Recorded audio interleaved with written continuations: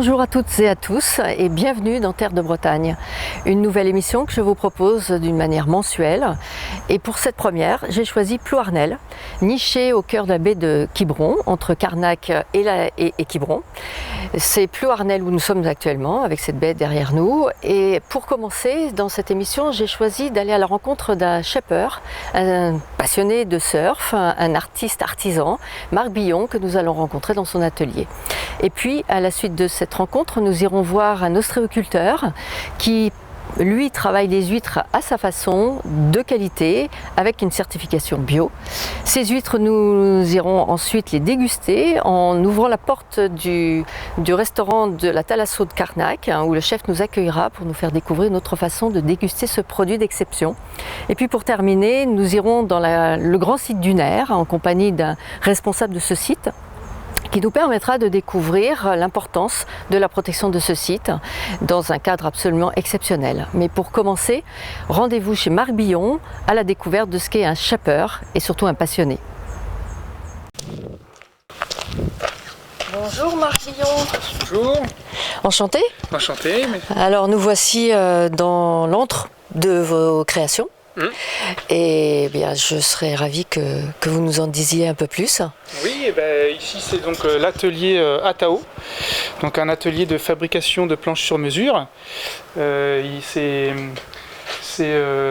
un atelier où on fabrique à peu près 150 planches par an, surtout pour les surfeurs locaux. Toutes les personnes ici viennent me rencontrer, on discute ensemble et puis on définit un projet de planche ensemble. Alors moi j'aimerais bien que vous me racontiez l'origine de tout ça, parce qu'on n'est pas arrivé là, vous n'êtes pas arrivé là par hasard. Il y a tout un parcours, je suppose. Racontez-moi un peu. Moi j'ai commencé le surf entre 9 et 10 ans à peu près aux Antilles. J'étais déjà originaire du coin, mais mes parents sont partis là-bas et en revenant, après 3 ans de surf à pratiquer pratiquement tous les jours, la passion du surf avait vraiment pris le dessus sur toutes les autres. Et ensuite, en revenant ici, j'ai pris une option scolaire qui était axée vers le nautisme, c'est-à-dire que j'ai fait un BEP matériaux composites à la Nester. Et ensuite, je suis parti me former dans le sud-ouest pour continuer dans cette voie qui est le surf. Étant plutôt manuel, je suis parti faire un compagnonnage dans les différents ateliers et pour me former à la réparation, à la stratification et puis au chep aussi à la fin, mais il y a personne qui nous apprend à faire du chep, il faut laisser traîner un œil par-ci par-là. Tout ça c'est de la passion, il faut être vraiment passionné pour en arriver là et arriver à la création soi-même, créer soi-même. Déjà, il faut être passionné par la pratique parce que sinon on ne comprend pas ce qu'on fait déjà. Si on fait du sur-mesure et qu'on ne comprend pas les subtilités d'une planche de surf, on est trop dans le vague en fait. Je pense qu'on ne ferait pas vraiment du bon travail. Mais c'est une passion parce que c'est un métier où il y a des matériaux qui sont parfois un peu ingrats, pas toujours évidents. Faut pas s'attendre à devenir Crésus en faisant ce métier. C'est un métier passion. Alors Marc, maintenant j'aimerais bien que vous nous expliquiez quelles sont les différentes étapes dans la fabrication d'une planche de surf. Alors, dans la fabrication d'une planche de surf, il y a principalement 3 étapes. Il y a la première qui est le chep, c'est-à-dire faire la forme de la planche. La deuxième qui est la stratification, c'est-à-dire mettre de la fibre de verre avec de la résine polyester pour solidifier la planche, la rendre étanche. Et ensuite, le ponçage et les finitions qui se trouvent un peu plus loin. Donc ça fait 3 pièces différentes pour les 3 étapes. Voilà. Allons-y, on va faire la première. Ok, donc le surfeur vient, t'amène une planche comme celle-ci, et là tu commences à la travailler en fonction de son souhait à lui, quelles sont les demandes de tes clients? Elles sont très diverses en fait, parce que nous, il y a certaines personnes ont des attentes de résultats en compétition où c'est lié à des critères bien précis, des critères de compétition, mais bien souvent c'est surtout des sensations. En fait, on doit faire des objets qui retranscrivent des sensations. Donc aujourd'hui, ça va du longboard avec les mains dans les poches à du surf où on va faire des sauts, donc c'est très divers. Et puis il faut rester à l'écoute parce que c'est finalement le plus important. C'est des machines à sensations. Il faut réussir à retranscrire ça. Alors ça va d'une planche qui fait même pas 2 mètres à plus de 3 mètres. C'est très variable. Donc on part de cette base-là. Donc voilà, je te laisse nous expliquer le parcours d'une planche. Alors donc on choisit un pain de mousse qui correspond le plus à la planche qu'on va faire. Ensuite, on va définir les côtes qu'on va dessiner en dessous. Donc on prend nos repères, nos largeurs, et ensuite on utilise tous les gabarits qui se trouvent tout autour de la salle. En fait, il y en a un peu partout. Et chaque gabarit correspond à un modèle en fonction des tailles et de ce qu'on veut faire.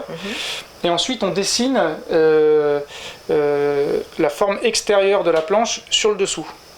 On dessine une planche comme ça. Hop, on a défini la largeur.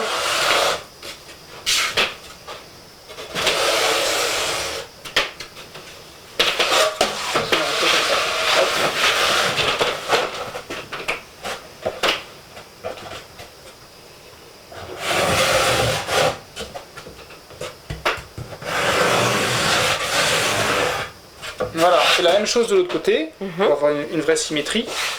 Et une fois que la forme extérieure est définie, on la découpe avec une scie. On utilise des outils qui sont des outils de menuiserie classiques, parce que les premières planches étaient en bois. Finalement, les techniques de construction artisanale restent toujours avec ces mêmes... La base a changé, mais les techniques sont les mêmes. Les techniques sont les mêmes, oui. Donc là, tu as fait tes repères par rapport au gabarit. Qu'est-ce qui se passe ensuite ? Alors ensuite, après avoir découpé la forme extérieure, on va travailler la forme du dessous. C'est-à-dire qu'en prenant une barre comme celle-ci, en la disposant en dessous, on va pouvoir vérifier la courbe du dessous de la planche. On appelle ça un rocker. Cette forme-là va définir si la réaction de la planche dans certains types de vagues. Si elles sont creuses, la courbe doit être prononcée, et si les vagues sont plates, elles doivent être plutôt plates. L'étape qui reste à faire, c'est de travailler ce qu'on appelle la forme des rails, c'est-à-dire cette partie qui est normalement arrondie et qui va définir la manière à la planche de s'enfoncer dans l'eau ou au contraire de rebondir, de résister. La maniabilité de la planche se joue aussi sur l'arrondi de cette partie-là de la planche, le rail. Par rapport à la planche de départ, elle s'est vraiment affinée. Ah oui, il y a quand même, on doit quand même beaucoup dégrossir pour arriver à une planche finie. Ouais.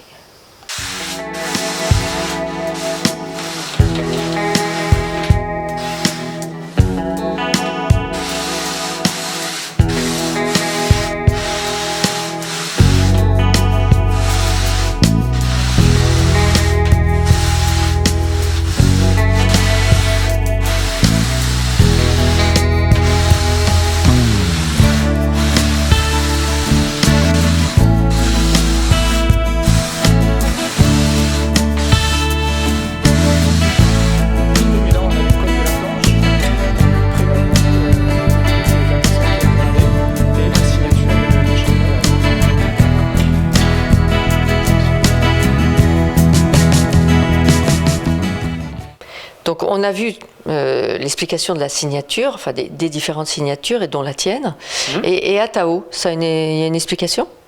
Atao, la marque Atao, elle a été créée au départ parce que le nom des planches, c'est souvent des noms à consonance anglo-saxonne. Et moi, je suis déjà revenu du sud-ouest aussi parce que j'avais envie de revenir en Bretagne. C'était important pour moi. Il me manquait autre part la dimension maritime globale qu'on peut retrouver en Bretagne. Et aussi parce que, Atao, ça veut dire à tout jamais. C'est pour montrer aussi que on est capable, en étant français, en étant breton, de faire un vrai label de qualité sans être obligé d'emprunter des consonances anglo-saxonnes. Parmi tous les surfeurs qui viennent te voir, est-ce qu'un jour tu en as eu un qui a eu un rêve complètement fou?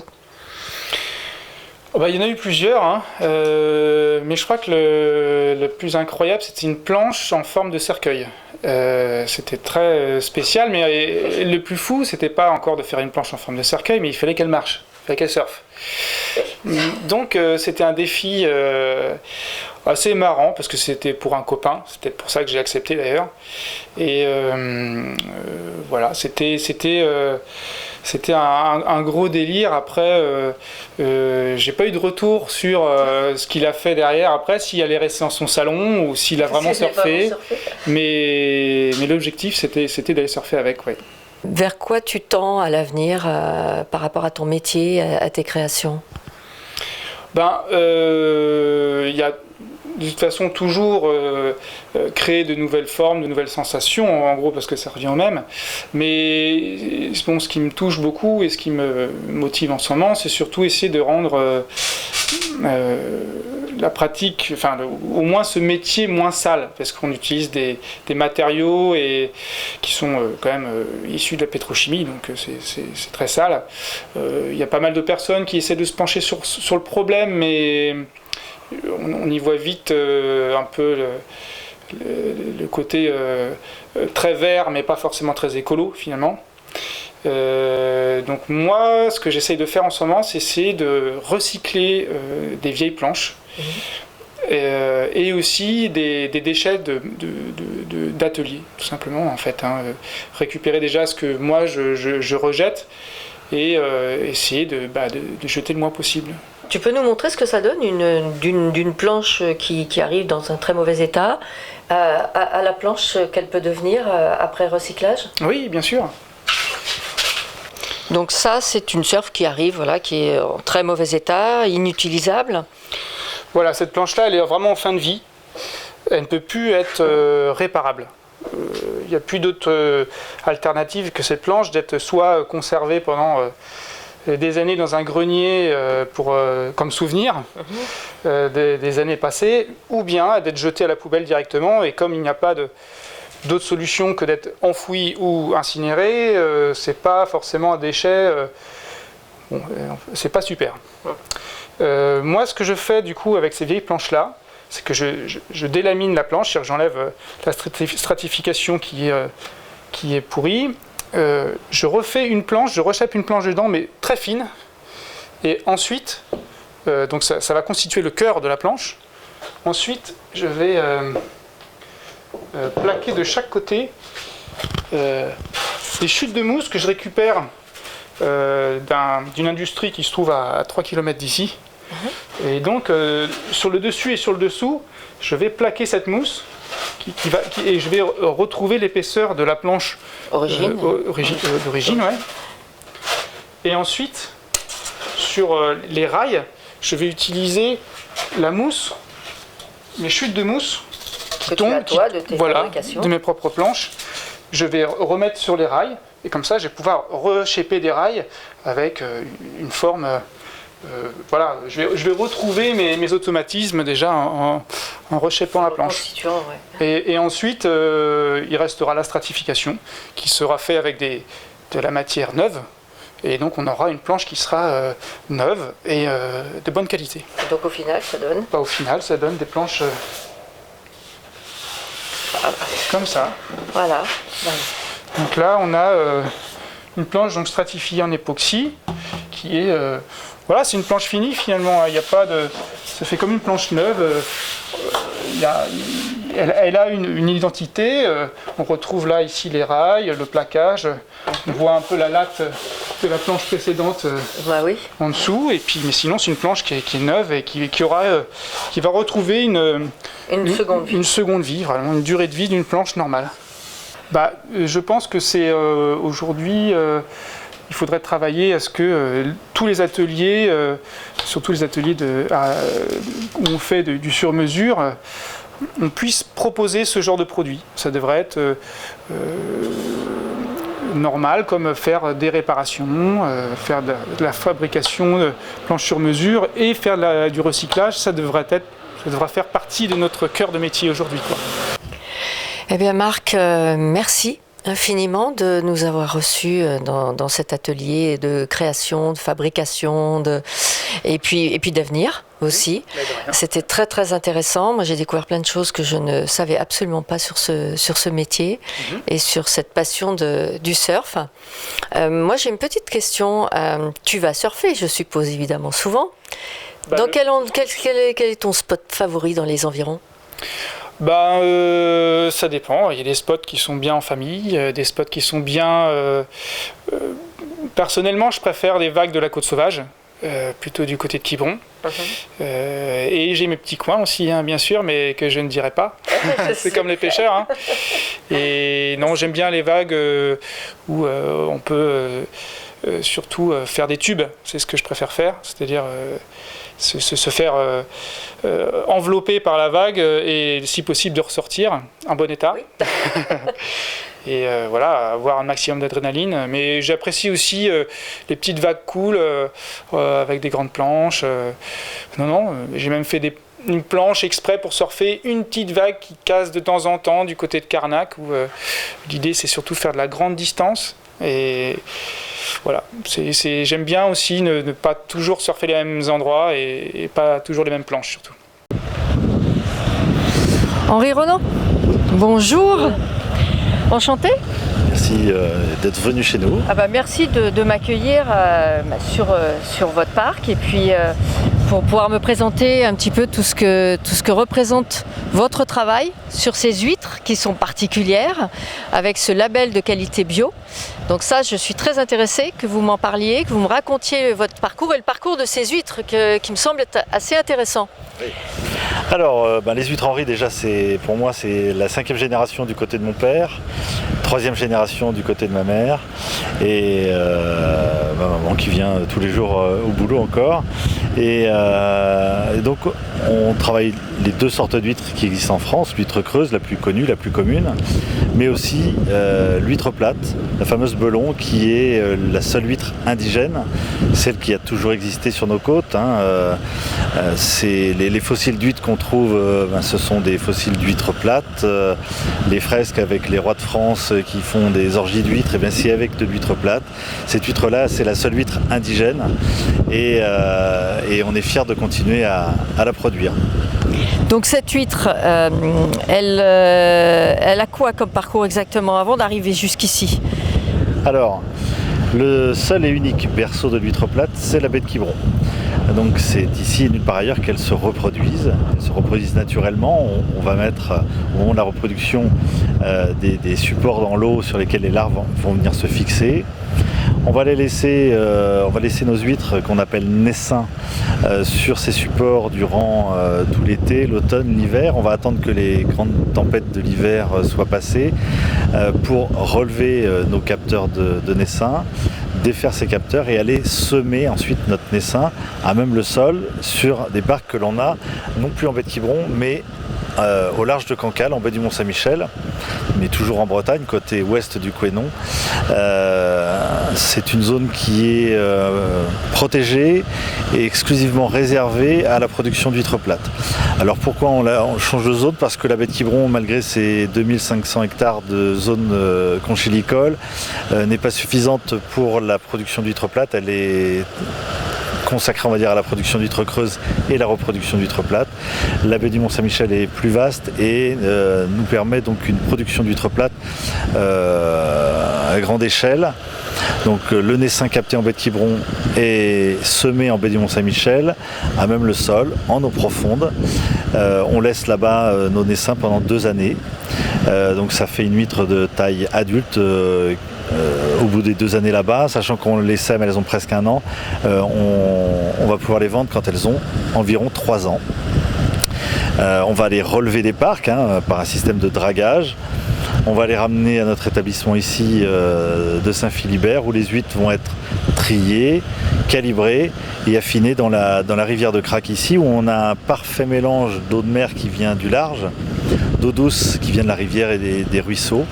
Et ce parfait mélange va donner cette particularité de goût à l'huître plate. Si je mange directement une huître qui vient de la baie du Mont-Saint-Michel, la baie du Mont-Saint-Michel c'est la Manche.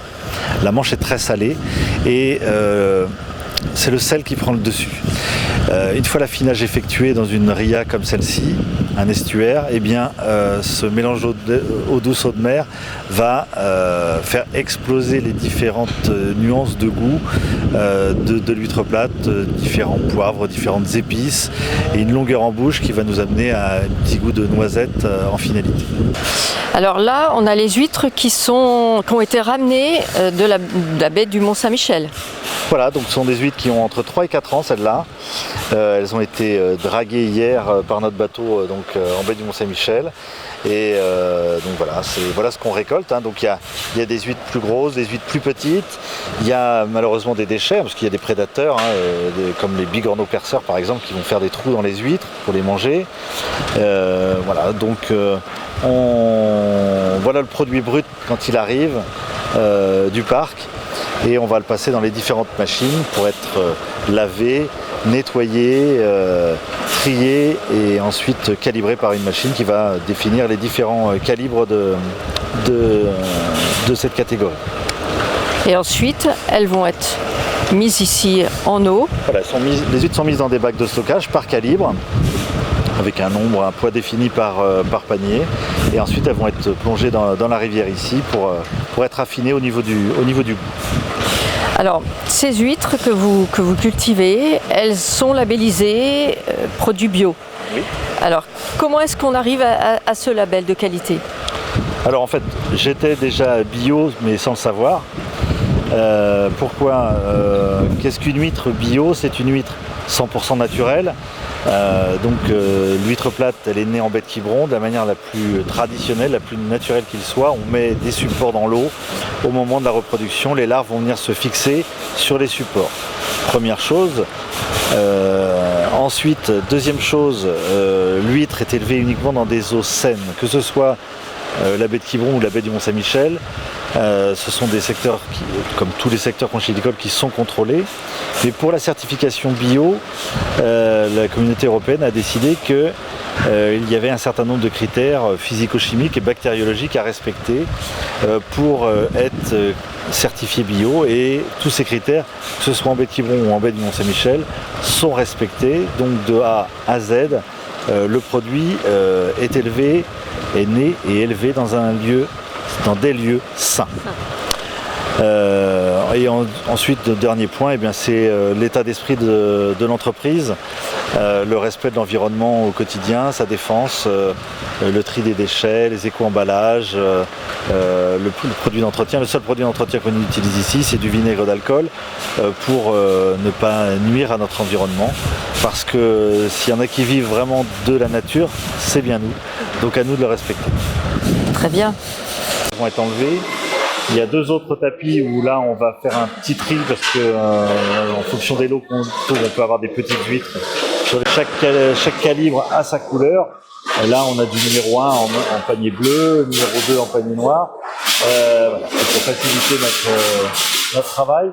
Et chaque calibre a sa couleur. Et une fois que les palettes sont complètes, elles vont aller en bassin pour subir cet affinage de mélange d'eau douce, d'eau de mer pour à la fois les acclimater à l'air libre un petit peu parce qu'elles sont tout le temps élevées en eau profonde, donc on doit les habituer à moins d'eau pour les habituer à se maintenir fermées pour la conservation. Ça va aussi les sélectionner, les huîtres les plus fragiles vont faire le bonheur des petits crabes verts du secteur.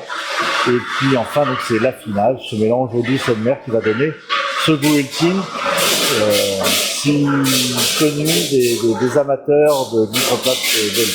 Arrive ici, vont rentrer dans la machine là. Là, il y a une caméra 3 dimensions qui va prendre la photo de l'huître et en fonction de son volume, va la faire tomber dans le bac correspondant à sa catégorie. Les huîtres arrivent, sont photographiées là-bas et en fonction de la taille de l'huître, les huîtres sont projetées par de l'air.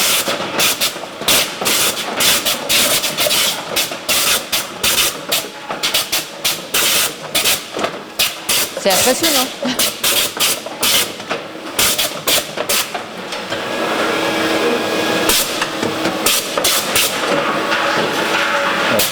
Étonnant.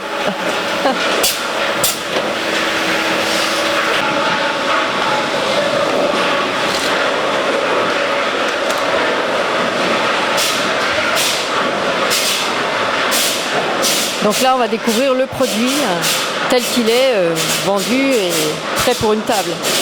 Tout à fait. Donc là, elles ont été affinées, elles sont ensuite stockées en bassin de purification pour qu'elles s'auto-nettoient. D'accord, effectivement, ça n'a pas du tout le même aspect qu'une huître creuse. Du tout. C'est un produit beaucoup plus ferme. Et voilà. Je ne peux pas résister. C'est un bonheur. Meilleur. Je vois ça. Je vois. Mais moi, je suis pas encore prête. Normalement, j'aurais dû ouvrir une huître et vous la proposer à manger. Je suis pas encore prête. J'attends l'étape suivante. Donc, on vient de vous voir déguster cette magnifique huître et ce produit vraiment d'exception. Vous avez été primé. Oui, on fait tous les ans le concours général agricole de Paris. C'est vrai que ça fait 21 ans que ce concours existe. Et en 21 ans, on a obtenu 20 médailles. En or, en argent et en bronze. Et c'est la récompense d'un produit pour lequel on apporte tout ce qu'il faut pour qu'il soit le meilleur possible et le plus apprécié, aussi bien par le consommateur local qui vient acheter sa petite douzaine tous les dimanches, que par des grands chefs de grands restaurants étoilés en France ou ailleurs. Donc moi je n'ai pas encore goûté parce que je n'ose toujours pas, mais étant donné le produit d'exception que c'est, je m'en vais de ce pas aller rencontrer le chef de la Thalasso de Carnac, qui connaît bien votre produit, qui m'a promis d'essayer de me faire changer d'avis et va me concocter quelques petites recettes pour essayer de me faire goûter enfin ce produit d'exception. Je ne doute absolument pas de ses qualités pour réussir à vous persuader de goûter le produit.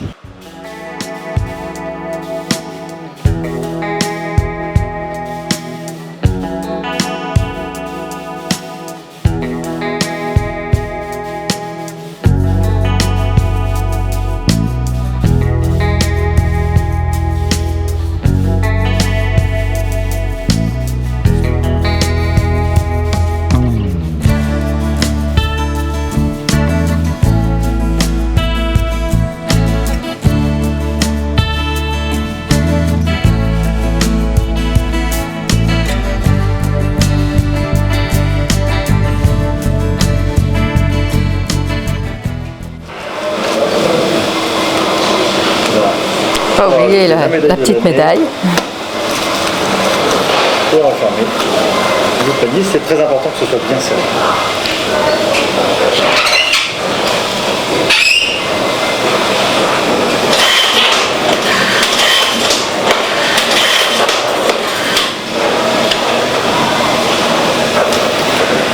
Je vous remets la bourriche et vous allez la confier au chef. Oui, avec plaisir. Voilà. Et puis je vous remercie en tout cas pour tout ça. Et puis maintenant, il ne me reste plus qu'à goûter le bon produit. Merci. Merci. Eh bien, chef, voici les huîtres que Merci Nathalie. notre ami nous a gentiment confiées. Elles viennent bien de chez Ronan Henry. Vous êtes sûr? Oui, ça, je reconnais. elles sont fraîches, Je voulais elles savoir viennent si de vous allez sortir bien. de ces parcs. D'accord. Et donc là, il m'a promis que vous sauriez me convaincre de les manger. D'accord. Donc maintenant, je vous laisse faire. On À y va? vous. Ça marche avec plaisir. Ça marche.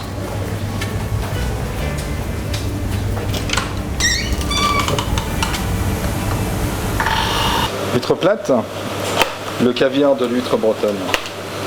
Oui, apparemment, hein, c'est un produit d'une qualité exceptionnelle. À l'origine, en fin de compte, la production d'huîtres en Bretagne, pour remonter quand même disons une quarantaine d'années en arrière, c'était pas la creuse, c'était la plate. Donc ce qu'on appelle l'huître plate. Donc déjà beaucoup plus savoureuse, beaucoup plus goûteuse. Je dirais en termes culinaires, beaucoup plus délicate. Voilà, intéressante à travailler. Ce qui ne veut pas dire que l'autre n'est pas bonne. Hein. Oui. L'autre est excellente. Mais celle-ci, bon, c'est autre chose. Elle est particulière. Non, voilà. Donc ça. Voilà. Magnifique. Bah, oui. Oui. Déjà, elles sont très belles. Hein. Alors, on va mettre celle-là. Bon, déjà, elles sont très belles, bien calibrées. Bon. On voit derrière également, en termes de fraîcheur, on a des algues encore qui sont un petit peu dessus, la couleur. On voit, donc ça, c'est une huître de sol. Donc on voit en fin de compte qu'elle a été draguée et tout ça. Et donc ramenée par des dragues en fin de compte sur les pontons. Et après triée. Là, on est sur du zéro. Voilà. On est sur du zéro. Donc, voilà. Donc, Alors zéro, ça veut dire... En fin de compte, plus vous montez, alors vous avez, ça part de 4, 3, 2, 1, donc là, plus on va vers le 0, plus on devient gros. Donc, voilà. Donc là, on est sur du 0, donc c'est une huître en fin de compte qui est normalement charnue. Qui a une belle taille. Ce qui va être le cas, donc ça c'est une taille, je dirais, normale. Après, vous avez le double 0 et après, vous avez le triple 0. Et plus vous... Alors après, on s'arrête au triple 0 quand même. Donc après, c'est la grosseur du poisson à l'intérieur. Donc là, on est quand même sur quelque chose qui va être très fin. Après, pour les amateurs de grosses huîtres, comme le double 0 ou le triple 0, alors là on est au top. Voilà. Donc là, toujours en fin de compte, les poser sur une planche, jamais les prendre en pleine main et percer, c'est là où on va se piquer. Donc on les pose sur une planche, on met la main dessus comme ça, on la bloque et on ouvre. D'accord ? Et là on va chercher ce que l'on appelle le pied. Voilà. Donc là on a quelque chose de beau. Là on est sur un poisson tout à fait normal. Hop, voilà. On va enlever cette partie noire. Voilà. Hop. Pourquoi ? Parce que ça apporte de l'amertume. Et on n'en veut pas. Voilà. Je refais.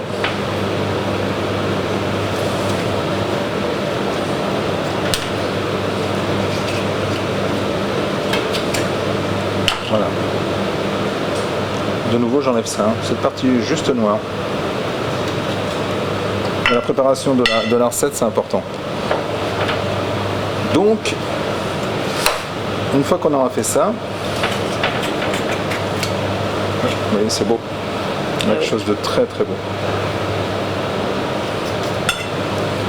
On va faire une recette donc pour 2 personnes. Donc il nous faut 3 ballons, 3 huîtres plates.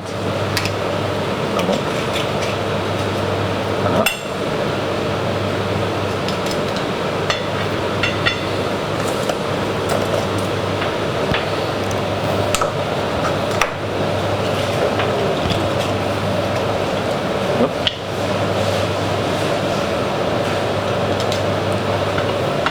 Alors là, sincèrement, on pourrait les manger comme ça, couteau, au naturel, on va être honnête.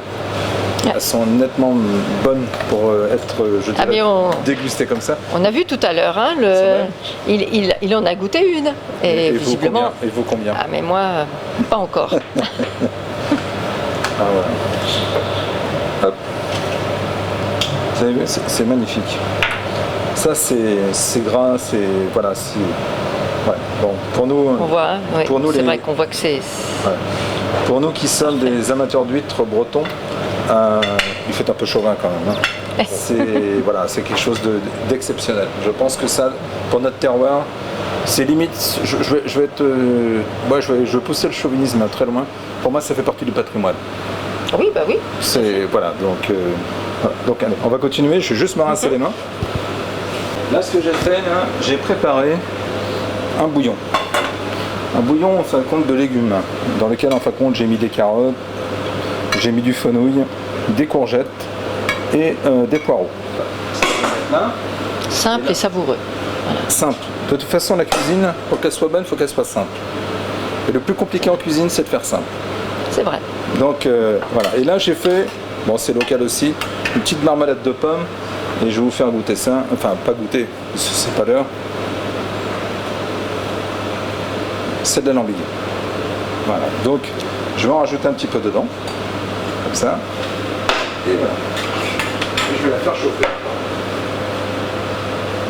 Entre temps, ce que je vais faire, je vais donc. On est en plein dans la saison du foin, mais enfin le foin on en trouve maintenant tout le temps. Du foin, normal, D'accord. que l'on trouve dans les prés et tout ça. Je vais donc fumer les huîtres. Alors, je fais attention.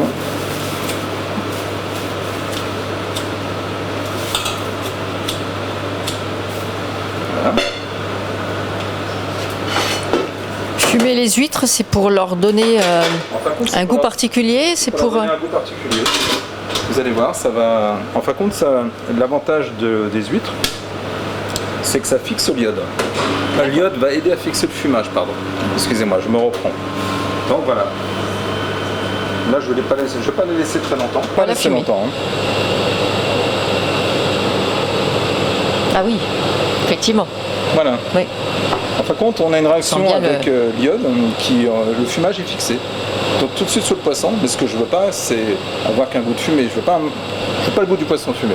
Ce que je veux, c'est l'huître légèrement fumée, parce qu'après on va quand même la consommer avec un petit peu de marmelade de pomme, du bouillon de légumes et donc le foie gras.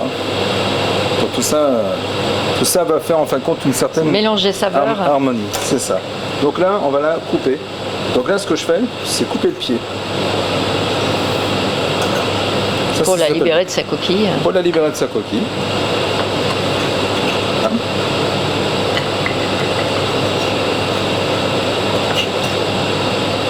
On sent. Oui, on sent, hein, ça dégage bien l'odeur du fumé. Voilà.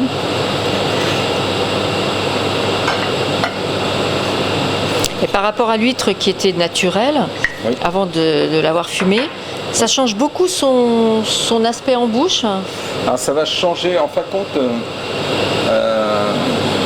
dire que ça va changer les choses, je pense que ça l'adoucit. Disons que notre palais est un peu contrarié. Il est divisé entre l'iode, le côté fumé et le côté noisette. Et ça, qu'on le veuille, c'est assez étonnant, mais l'huître plate dégage un peu cette saveur de noisette. Oui, c'est ce qu'on nous a expliqué. Tout à fait. Effectivement. Grillé. C'est normal. Alors, Oui, oui. Prendre un petit marmelade que je mets légèrement au fond comme ça.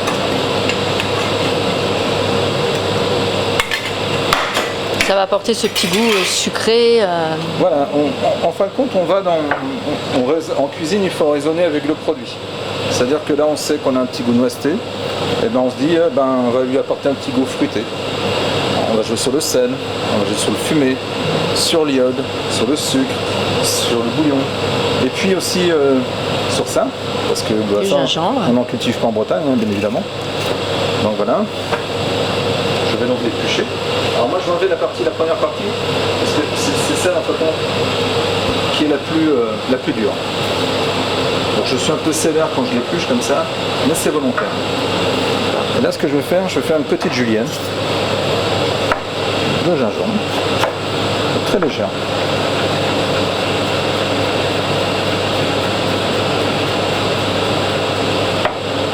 Voilà. Donc j'ai tout ce qu'il me faut.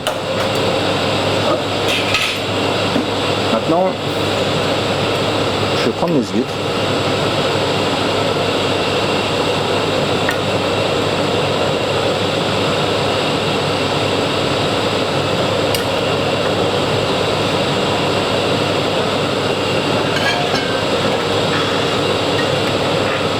Hop.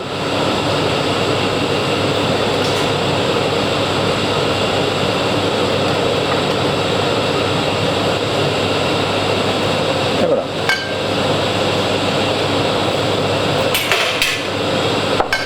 Ça vous connaissez. Oui, Bon, donc ça son là, la importance. petite galette. Ça, c'est sa petite galette. Alors, ensuite, je prépare du foie gras qui est cuit en fin de compte en ballotine. D'accord?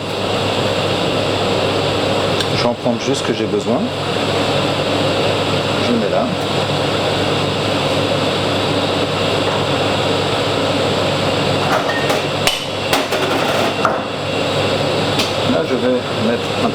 Alors j'ai lavé mon citron, je vais mettre un tout petit peu de citron vert, volontairement. Je vais rajouter. Il y a tout un art. Hein.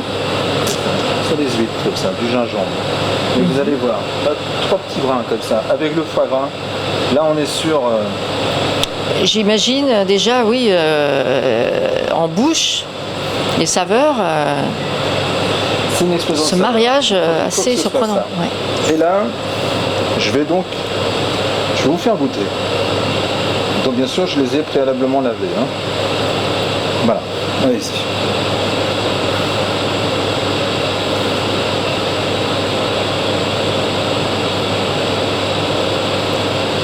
Un petit goût poivré, un petit goût, Oui. goût de... Et là, je vais en prendre un peu. Pareil, je vais faire ça.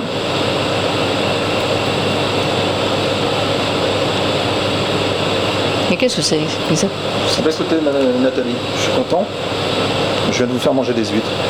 Non, Bien sûr que si. C'est des feuilles d'huîtres. des feuilles d'huître. C'est ça. Oui, j'y suis arrivé. Maintenant, je vais arriver au reste aussi. Alors, je fais chauffer mon bouillon. Des feuilles d'huître, mais pourquoi vous m'intriguez là? Alors, le nom anglais, je ne vais pas le sortir parce que j'ai un anglais très français. D'accord. Vous savez, vous avez cette saveur, vous l'avez senti. Alors, vous savez, quand on a ces huîtres-là, ces feuilles d'huîtres, on les écrase comme ça, on sent les huîtres. Ah oui, c'est incroyable ça. Voilà. Alors nous, en fin de compte, on s'en sert sur les petites recettes comme ça, sur les carpaccio, sur les huîtres. Tout ça pour accompagner. Voilà. Vous me suivez? Oui. Allez, on est parti. Je passe devant. Je ne demande pas de... Voilà.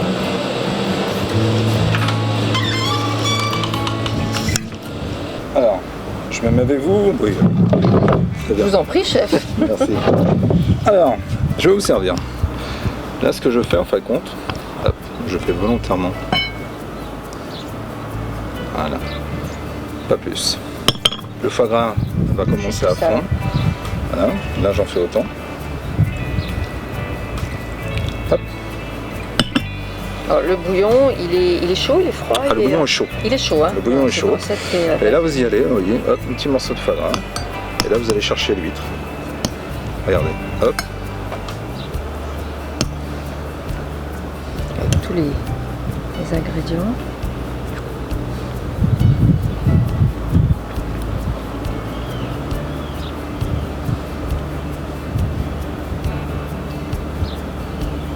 En fin de compte, on a de la subtilité. L'huître, elle arrive, mais en fin de bouche. Enfin, Au exact. début, on a ce goût de pomme à lambigue, on a, voilà. Et Le gingembre, tout ça, toute cette matière. c'est ça. Oui, Donc on est, ouais, c'est des saveurs, oui. donc, voilà. Donc on n'est vraiment pas embêté, mais je dirais, pour les gens qui n'aiment pas, je dirais, l'huître en elle-même. Là, on est sur ça. Un mélange C'est ça. qui atténue quand même. C'est ça. Mais en arrière-bouche, c'est vrai que on a ce goût iodé quand même qui apparaît. Hein. C'est ça. Oui. Ah bah, c'est une première. C'est une jolie recette. J'espère que ça donnera envie à tous ceux qui, comme moi, hésitaient à déguster ce produit d'excellence. Leur donner envie de goûter. Après, voilà, c'est une autre façon de manger les huîtres, surtout les huîtres plates. Mais bon, voilà, c'est. Enfin, quand la cuisine, c'est aussi de la création. Tout à fait. Et puis, à partir du moment où on arrive à, je dirais, à apporter justement des saveurs comme ça aux convives, pour nous, les cuisiniers, c'est des moments excellents. On a fait notre part comme on dit, on a fait notre part du boulot. Tout à fait. Avec mon équipe, on est 14 en cuisine. On ne travaille qu'avec des produits frais, qu'avec des produits essentiellement de la région. Et sincèrement, quand on en arrive à des résultats comme ça, pour une équipe de cuisine, il y a une certaine satisfaction. Voilà, le produit, la fraîcheur, et c'est là-dessus qu'on joue. Et merci en tout cas, chef, de nous avoir reçus dans vos cuisines et puis de nous avoir concocté ce magnifique plat et de m'avoir fait déguster pour la première fois Première fois que vous mangez les huîtres. Bah écoutez, Voilà. au moins vous garderez un bon souvenir de la Thalassote Carnac. Parfaitement. D'accord. Merci à vous. Merci chef et à bientôt. À bientôt. Au revoir. Cette dégustation étant terminée, c'est maintenant une autre balade dont je vous ai parlé au début de l'émission. Là, le grand site du Nerf que nous allons retrouver et que nous allons pouvoir découvrir grâce à Anthony Hamel qui va nous faire le plaisir de nous emmener dans une balade assez extraordinaire en pleine nature. Allons-y, je pense qu'il m'attend, donc je vais de ce pas le rejoindre. Et bien voilà, comme je vous l'avais promis, nous voici dans le grand site du Nerf en compagnie d'Anthony Hamel qui est guide ici et qui va pouvoir nous parler un peu plus précisément de ce qu'est ce site. Et puis je suis très très heureuse d'être en son compagnie parce qu'on va pouvoir vraiment découvrir les raisons de son classement Natura 2000 et puis tout ce qu'on peut y découvrir parce que je pense qu'il y a pas mal de choses à voir, n'est-ce pas Anthony ? Oui, bien sûr, nous sommes ici sur le 18e grand site de France. C'est le plus vaste massif dunaire de Bretagne, les dunes sauvages de Gavakimon. C'est 2500 hectares de massif dunaire d'un seul tenant, répartis sur 25 km de littoral non urbanisé et jusqu'à 2 km de profondeur dans les terres. Oui, donc c'est vraiment un site qui a son importance ici. Et donc, on va peut-être s'approcher un peu plus et puis voir un petit peu plus parce que je pense que vous avez plein de choses à me montrer. On y va.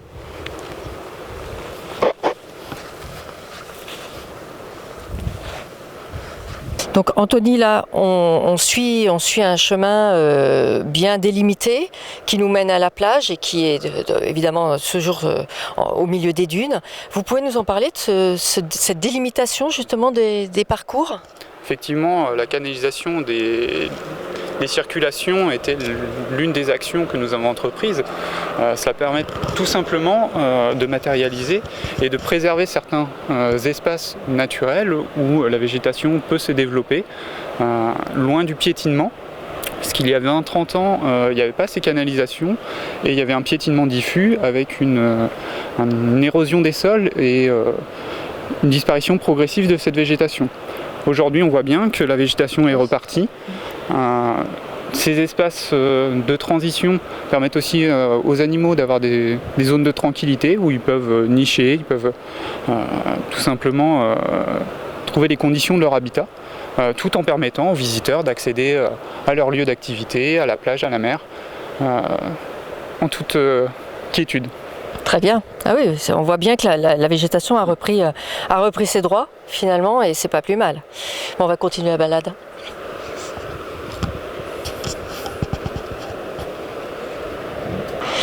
Bon, alors Anthony est là, c'est spectaculairement beau, on va dire. Alors ce site, il est classé Natura 2000. On l'a dit, c'est un site à préserver quand on voit la beauté du lieu.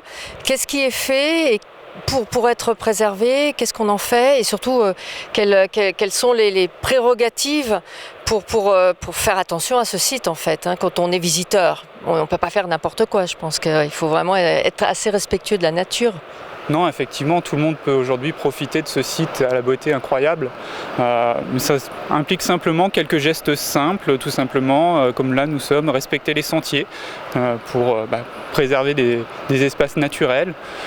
C'est faire attention à ces animaux de compagnie, les garder sous garde pour pas que les chiens aillent déranger la faune sauvage. Tout simplement, c'est évidemment repartir avec ses déchets. Ne pas les jeter dans la nature, c'est des choses simples. Et puis par ce grand soleil, les vacances sont le moment idéal pour laisser un peu de côté sa voiture et découvrir le site autrement, à pied ou en vélo. Il y a de nombreux sentiers qui permettent de le faire en toute sécurité. Alors le visiteur, quand il est en votre compagnie, qu'est-ce qu'il découvre grâce à vous? Parce que c'est vrai, quand on est un simple touriste, on vient sur ce magnifique site. Mais on ne sait pas vraiment ce qu'est la faune, la flore, qu'est-ce qu'on peut y découvrir. C'est splendide, mais c'est quand même plus intéressant d'avoir quelqu'un à ses côtés pour en découvrir un petit peu plus.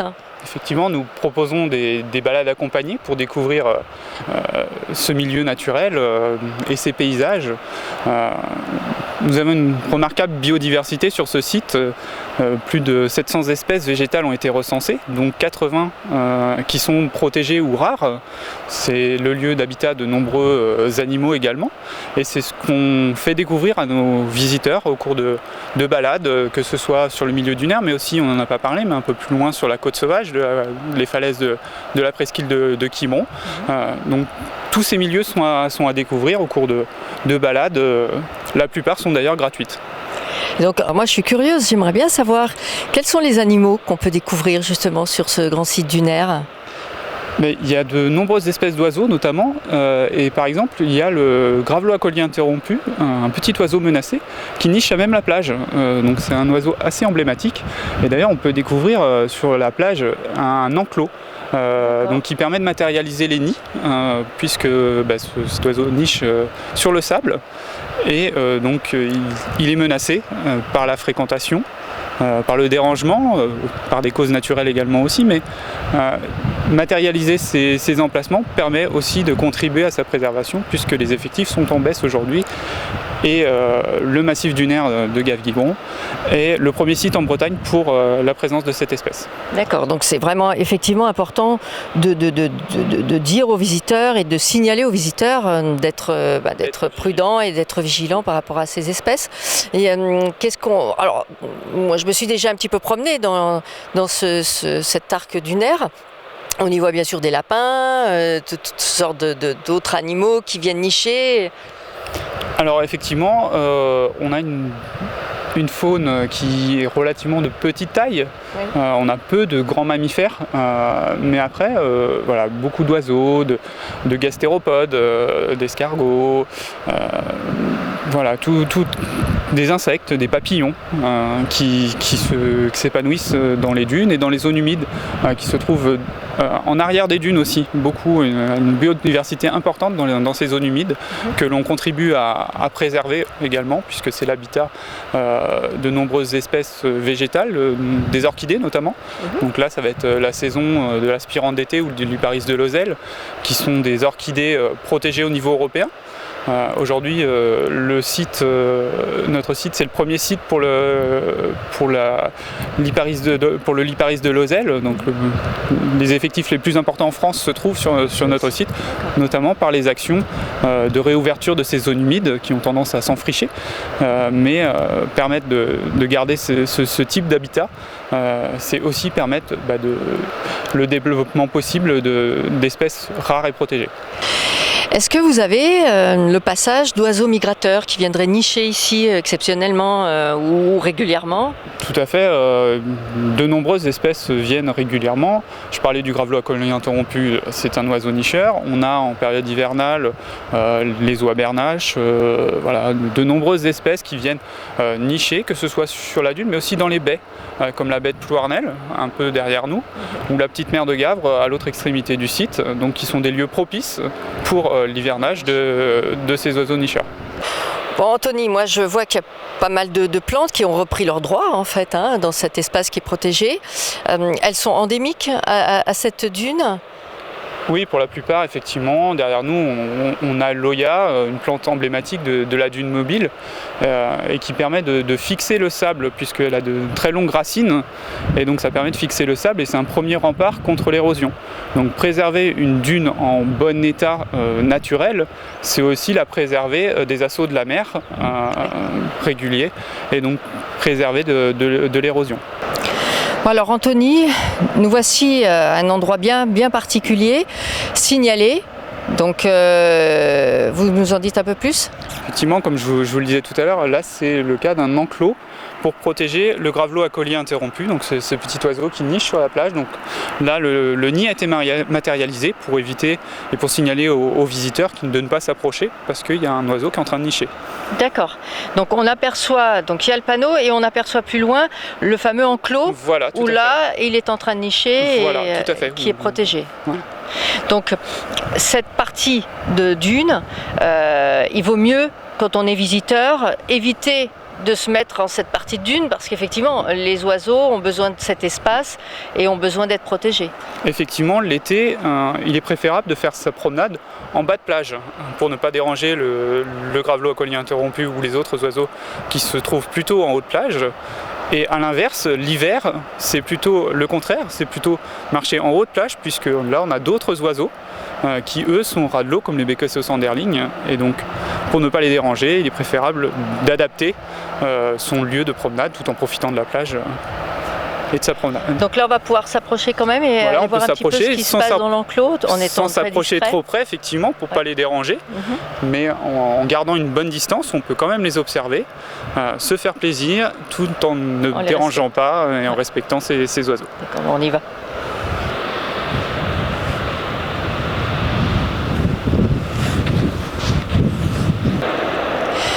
Donc là, on aperçoit au centre de l'enclos un cercle.